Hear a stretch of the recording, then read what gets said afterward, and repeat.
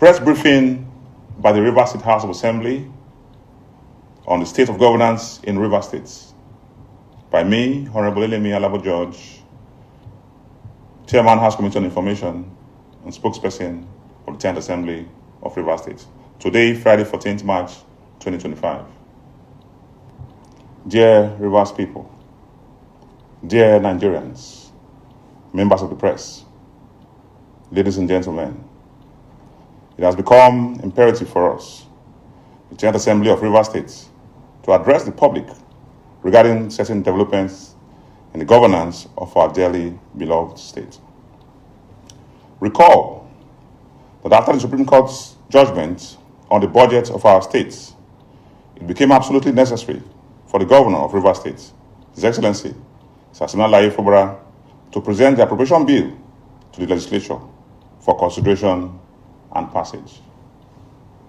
Also recall that immediately after the judgment, this House wrote to the Governor, calling on him to immediately present the budget for speedy consideration. It was our hope that by the 15th of March 2025, we would have concluded the process of passing the appropriation bill into law, so as to give us enough time to approach the federal government to release funds meant for our state, which have been seized by the judgments of the Supreme Court.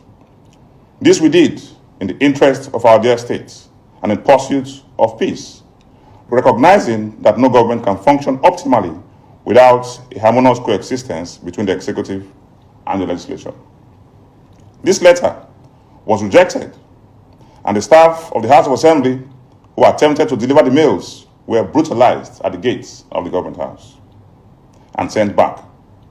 Undeterred by this, the House resorted to use the courier service to deliver the mail. The governor did not heed to our call, nor did he demonstrate any intention to.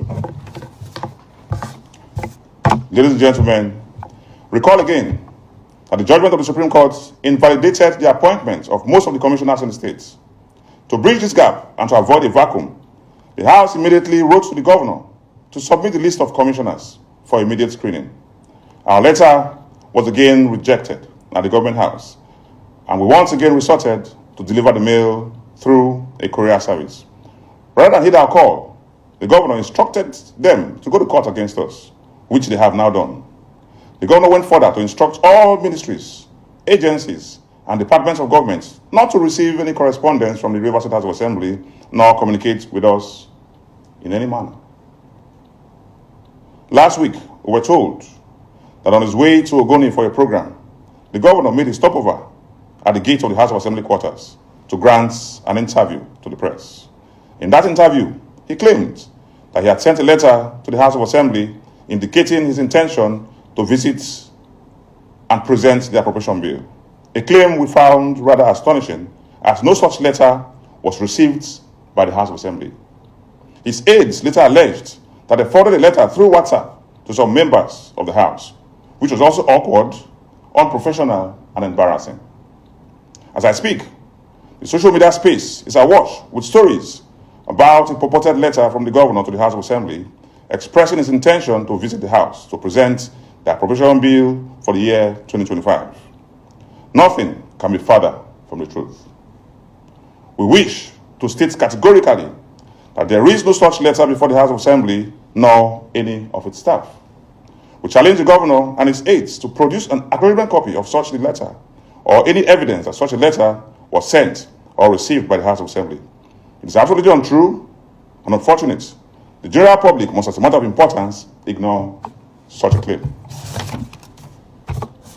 It is now very obvious that if at all there was such a letter, the intended recipient was not the legislature, not the House of Assembly, but the public. And the clear intention was to play to the gallery, whip up public sentiments, demonize the House of Assembly, and set the public against us. This is demeaning, denigrating, and perilously unfortunate. The governor's actions demonstrate a lack of sincerity in resolving this impasse. The governor continues to try to bully and blackmail the legislature into submission. The governor must be reminded that the House of Assembly is not an appendage of the executive, and its members are not his slaves, bond servants, or serfs. We are an independent arm of government in line with the principles of horizontal separation of powers as expressed in the Constitution, Section 4, Section 5, and Section 6. It is in responding to this attitude that the Supreme Court, in its judgment, said, and I quote, "A government cannot be said to exist without one of the three arms that make up the government of the state under the 1999 Constitution. In this case, the executive arm of government has chosen to collapse the legislature to enable him govern without the legislature as a despot. As it is, there is no government in Rivers State." That was the exact words of the Supreme Court. We had hoped that such strong words from the Supreme Court would help purge the governor of such despotic ways.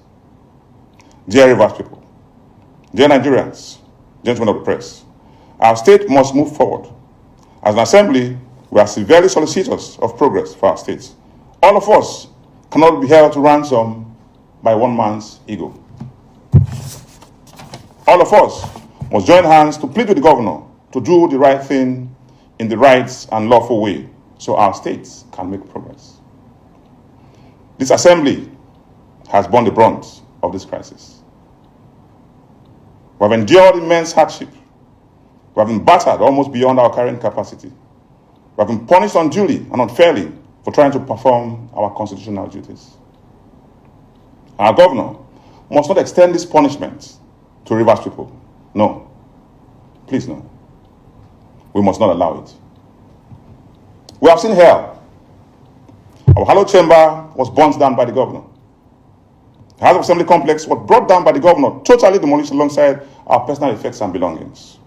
Our speaker's residence was brutally attacked.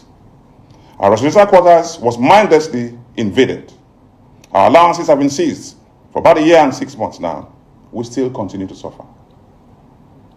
Yet, we are resolved to put all this behind us in the interest of our state so that our states can move forward. We cannot afford to punish our people because of our ego and personal interests. Ladies and gentlemen, we have aged pensioners who must receive their pensions. We have our teachers in public schools who we depend on for our children to be educated. They must be paid their salaries. We have government hospitals and health centers which our people depend on for discounted and affordable medical services.